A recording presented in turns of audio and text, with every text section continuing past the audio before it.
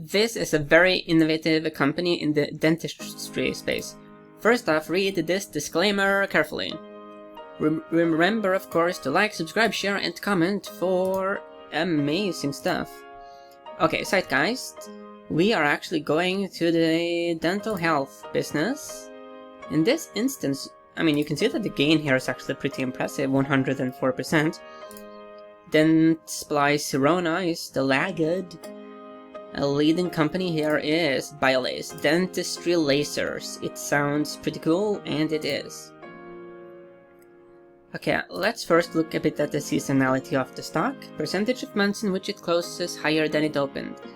The problem here is that it hovers around 50-ish, 50-50, but we do see that August is especially weak. So that's of interest. Let's compare it against the SPY. Let's get 20 years. Okay, you can see that it certainly tends to underperform the SPY here in July and August. September as well, but there is you see that Biolase, it does strengthen heading into the later part of the year, and it's very strong here in January for some reason. Okay, so here is some information here about Biolase from their website. Okay, 98% less aerosols, water-less dentistry. The only hygiene laser FDA cleared for laser bacterial reduction. That's very innovative. Crown and veneer removal in less than 5 minutes.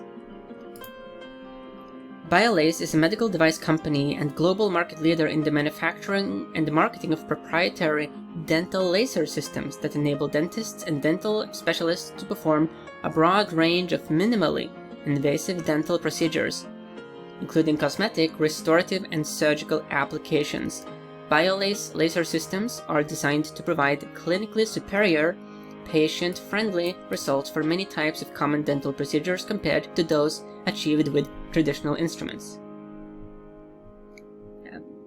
I certainly do think that there's a great need for innovation in the dentistry space. Very interesting. Okay. Let's look at the charts. BIOL is the ticker. It's on the Nasdaq. This is weekly data points. You can see that there is a pattern that seems to repeat. Rise, decline, major cycle. And then you have the smaller cycles within. Major cycle. And then you have the smaller cycles within. We have currently seen a major pullback to these prior support levels. So you are definitely getting Biolase here for the cheap. At least compared to some previous prices. The fall from the high here down to the current low is almost, I mean, approaching, minus 99.9%. Okay, so there's been a big fall. Okay, just has. The reason why I found Biolase quite interesting now is that when you zoom in a bit, and we do have multiple years here, this looks to me like a rounding bottom in formation. Okay, here the bears are dominating, and now there's a much more even battle between the bulls and the bears. Could this be the low for Biolase? It could be, of course, it's tough to call. You could, of course, wait until we get above some, like the resistance level here, maybe. That's a nice level to watch. The thing is that it just looks like a rounding bottom. There's a negative minus 59% correlation with S&P 500. We can see here that there's been a huge spike in volume. Here you can see the volume bars, they are basically invisible, and recently something is afoot. There's been huge buying and also huge selling, so there's something interesting going on here, okay? Let's go here to the daily data points and zoom in a bit. This looks a lot like a rounding bottom. I like the pattern. Of course, it is not like all rounding bottoms work out for the bulls. It just is that when you have a longer term rounding bottom that takes longer time to form, the news have sufficient amount of time to be priced in. That's the phenomena of the rounding bottom. So the bulls and the bears, they know the news, and here the bears are very convincing. Now the bulls are starting to become more and more convincing. So now we are in the standoff region here for that pattern. And there's been a couple recent moves here from the bulls that's very interesting. Very aggressive. Very aggressive. Something is happening here. Something is afoot. The bears have been fighting back in both instances for sure. But it's interesting because, I mean, the thing is that if you are short selling BIOL, here you would feel comfortable. But when you look, put yourself in the mindset of being a bear. Okay, we are close to the all-time lows for BIOL, and then you see these candlesticks. You would be a bit scared, okay? Like this move here, as an example, to this high, that's 310%. That's painful if you are a bear. Yeah, very interesting indeed. There's a 55% positive correlation here with the daily data points. So there's a difference between long-term and short-term correlations. Okay, let's dive deeper in. Here you can see some trend lines, support, resistance.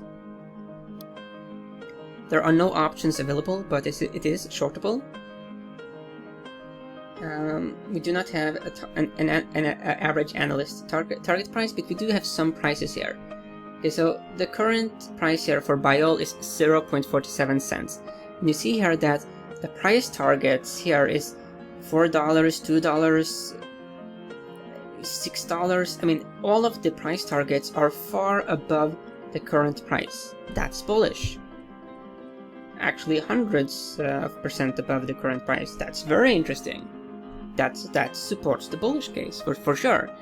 Let's go to Sachs.com, the kings of fundamental analysis. So number 3 hold, that's just in the neutral zone. F value, so no value here, but A growth, that's good. C momentum. Medical, dental supplies, yeah, that's correct. No dividend, no shocker there. It is much more volatile than the stock market, overall stock market, that is. Market cap $15 million US. This is a small company. That also means that there could be some very significant growth opportunities. And I do like the whole laser thing. I mean, it is innovative.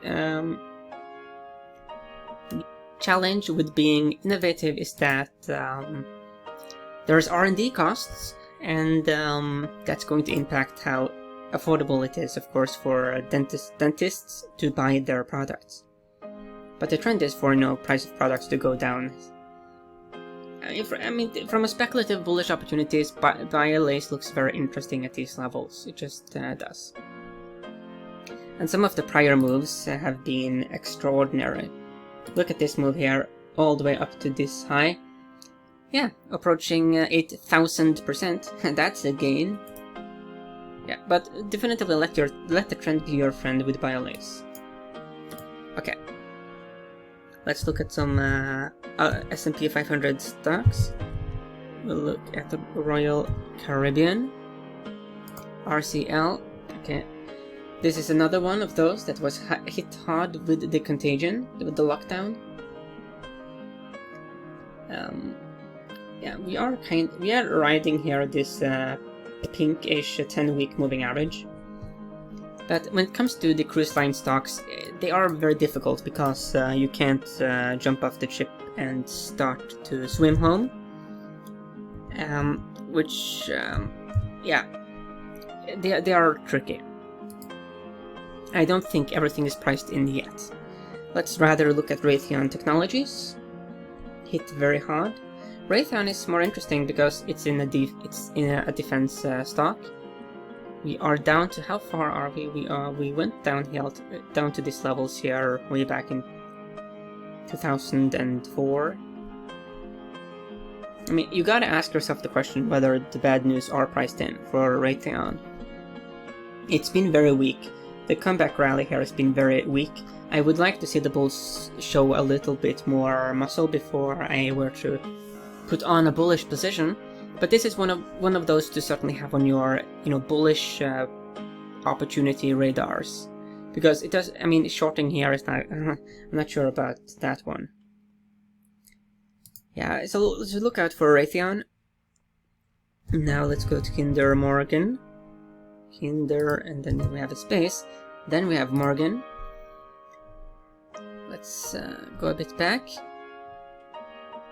Here we have a double. Well, we do have a double bottom. The problem is that the last bottom here is lower than this one.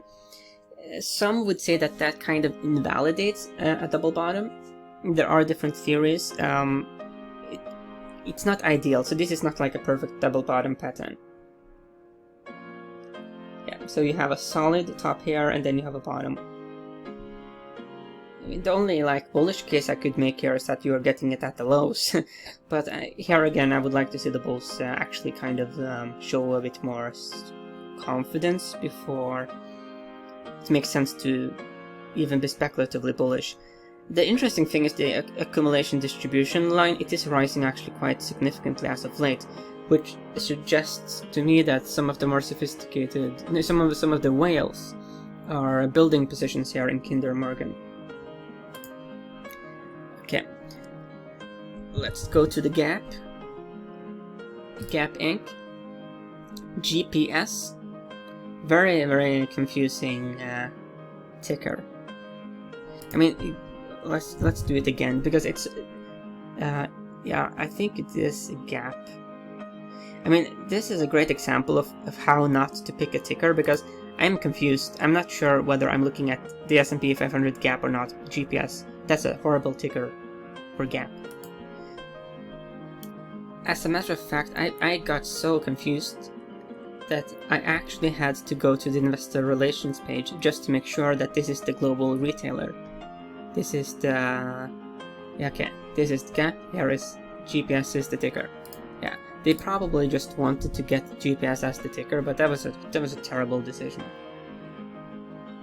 Okay, that's my opinion on tickers. It recently collapsed way back here to these lows of 1996. So this is another one of those, maybe it's so low that it becomes attractive.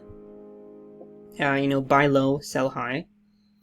But then again, this is because of weakness. So, like, if you are buying a stock that's in an uptrend, then you know that you're buying into strength, you know that the trend is with you.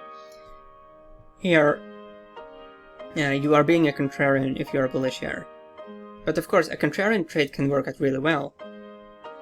It's just that you have to assume that those who sold up here and here were wrong. Sometimes they are, sometimes they are not. Sometimes a company might be heading for bankruptcy even. It's currently trading around $13-ish, so it's not like at those like disastrously low levels. Okay, and this is an S&P 500 company as well, and there are some strict criteria for a stock to be included in that index. So you can't be like an absolutely, walking dead company. Okay, of course, as always, don't fight the trend, and may the trend be with you.